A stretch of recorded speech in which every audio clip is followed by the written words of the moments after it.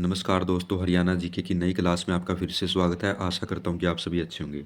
आज हम दोस्तों हरियाणा जीके के 25 क्वेश्चनों का टेस्ट लेंगे। ये 25 क्वेश्चन मोस्ट इंपॉर्टेंट होंगे आपके आने वाले सीटी एग्ज़ाम 2025 के लिए, और यहाँ से आपको काफ़ी क्वेश्चन जो एग्ज़ाम में देखने को मिल सकते हैं। इस वीडियो में ज़्यादातर क्वेश्चन जो प्रीवियस ईयर के हैं, जो कई बार एग्ज़ाम में रिपीट हो चुके हैं। तो वीडियो को अंत तक देखिएगा, और वीडियो के अंत में आपको बताना है कि आपके 25 में से कितने क्वेश्चन ठीक हुए हैं। इससे आपको अपनी हरियाणा जीके की तैयारी का पता चलेगा कि आपकी तैयारी कैसी है। तो चलिए शुरू करते हैं हमारी आज की क्लास। आज की क्लास में हमारा पहला क्वेश्चन है, आज़ादी से पहले पंजाब और हरियाणा उच्च न्यायालय किस स्थान पर स्थित था?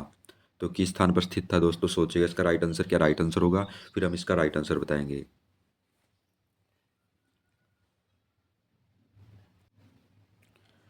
तो इस क्वेश्चन का जो राइट आंसर हो जाएगा दोस्तों, हो जाएगा ऑप्शन ए, लाहौर में स्थित था पंजाब और हरियाणा उच्च न्यायालय कब? आज़ादी से पहले। ये आपको याद रखना है।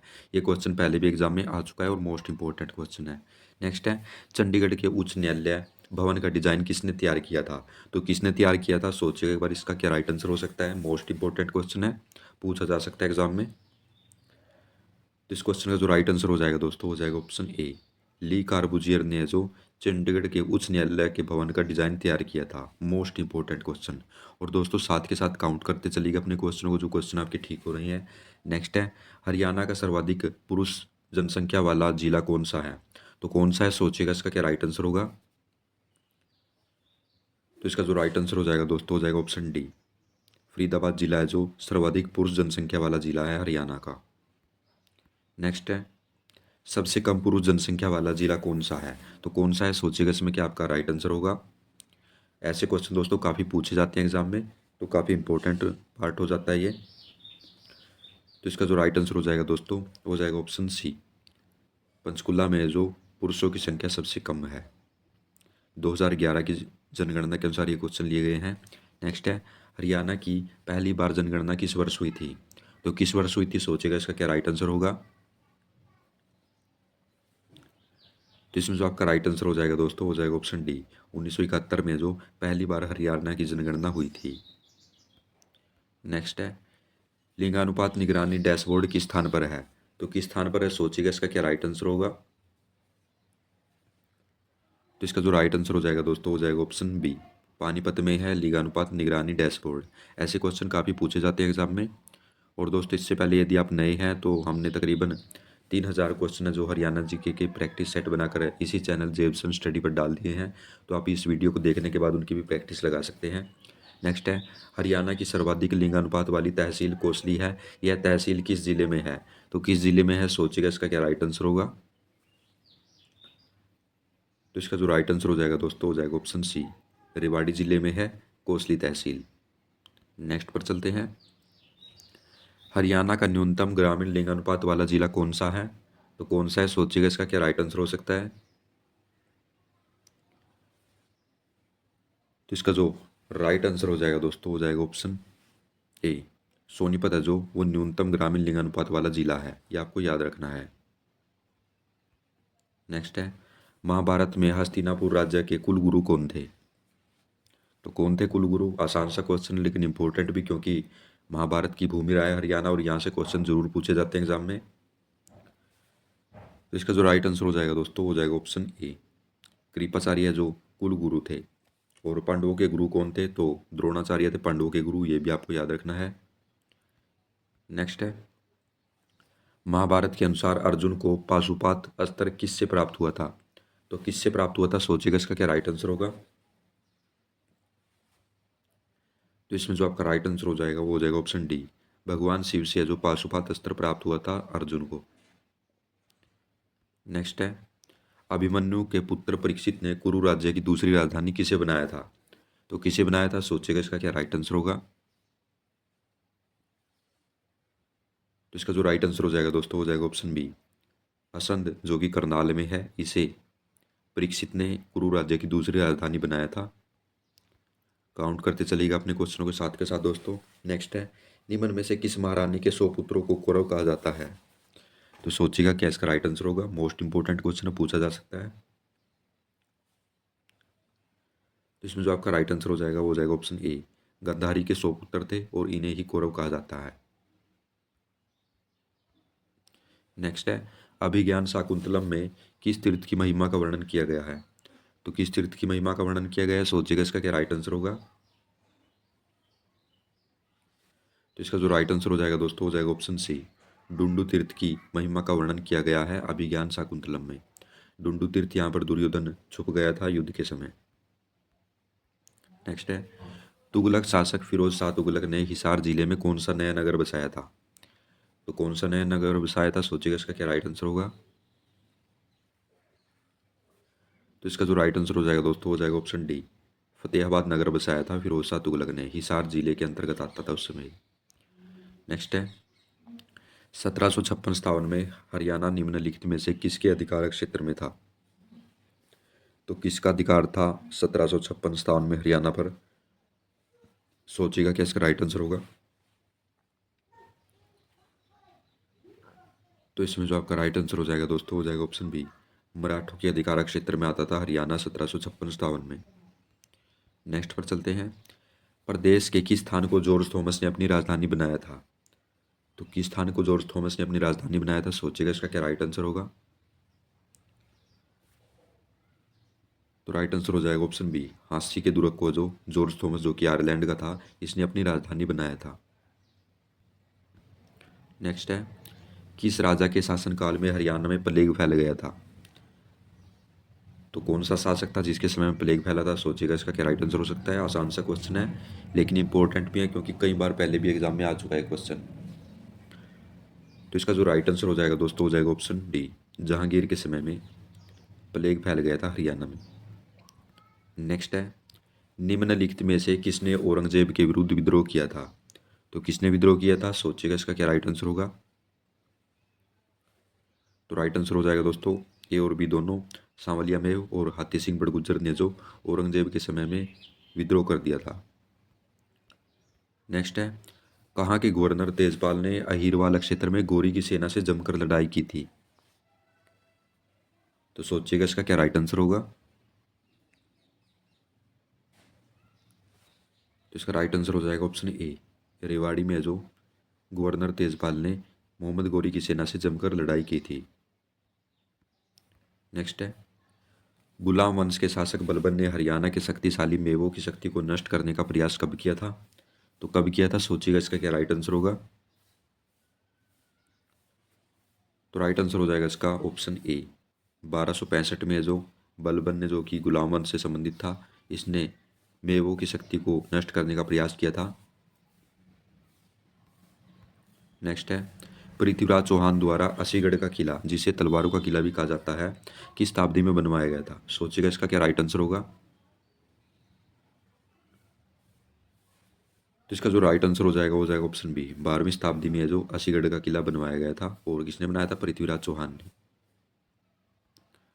नेक्स्ट है, सन्निहित झील किस जिले में है? तो किस जिले में है? सोचिएगा इसका क्या राइट आंसर होगा। आसान सा क्वेश्चन है, राइट आंसर हो जाएगा इसका ऑप्शन सी, कुरुक्षेत्र में सन्निहित झील।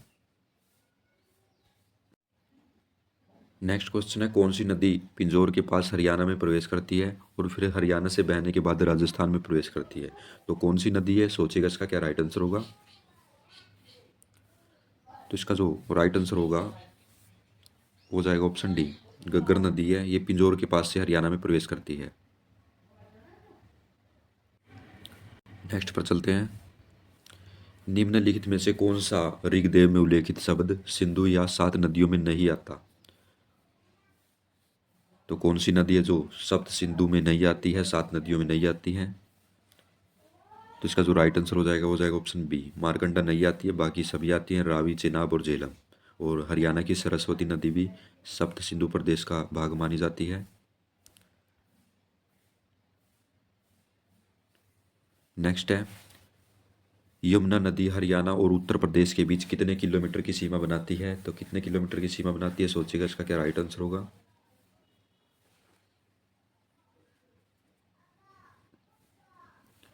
तो इसका जो राइट आंसर हो जाएगा दोस्तों, हो जाएगा ऑप्शन सी, 320 किलोमीटर की सीमा बनाती है उत्तर प्रदेश और हरियाणा के बीच।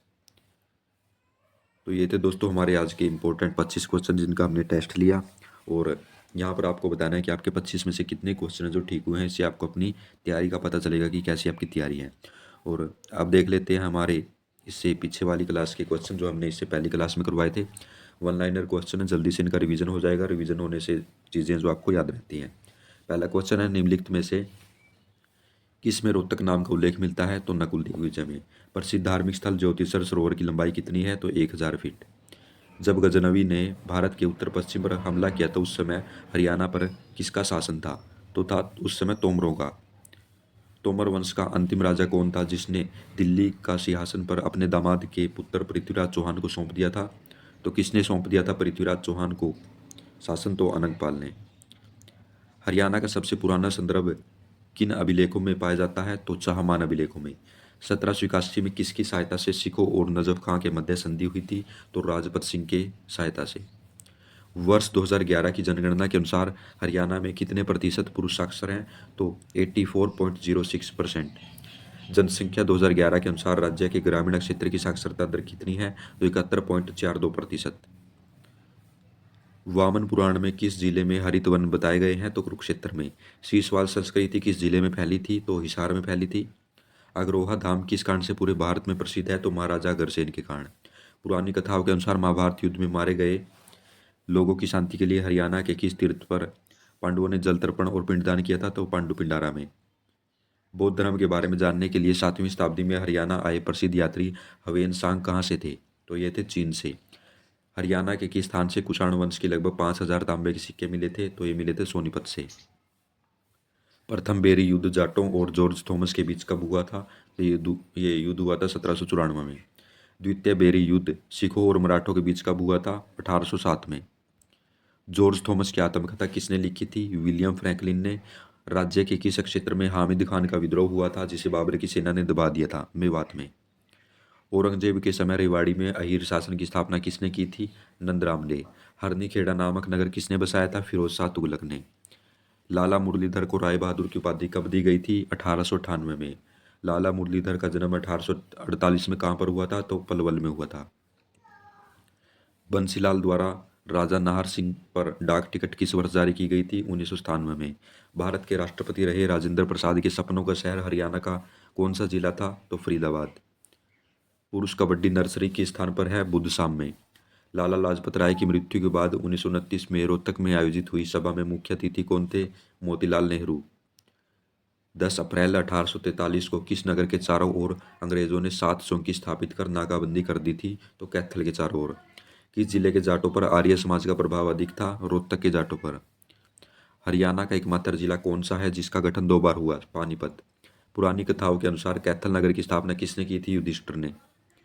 करनाल के कुंजपुरा में सैनिक स्कूल की स्थापना कब की गई थी? 1961 में। किस आंदोलन के दौरान लाला मुरलीधर ने राय बहादुर का पद छोड़ दिया था? असहयोग आंदोलन के दौरान। हरियाणा को किस अधिनियम के अंतर्गत पंजाब में मिला दिया गया था? 1858 के चार्टर एक्ट के अंतर्गत। पश्चिमी यमुना नहर द्वारा हरियाणा के किस जिले की सिंचाई की जाती है? करनाल, रोहतक, सोनीपत और अन्य जिलों की भी की जाती है। गुगलू वाटिका किस जिले में है? तो महेंद्रगढ़ में। घृत कुमारी वाटिका कहाँ पर है? मेवात में है।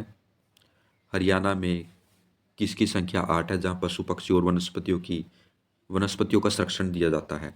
तो यह वन्यजीव अभ्यारण्य। हरियाणा में कितने वन्यजीव संरक्षण क्षेत्र हैं? तो 2 हैं।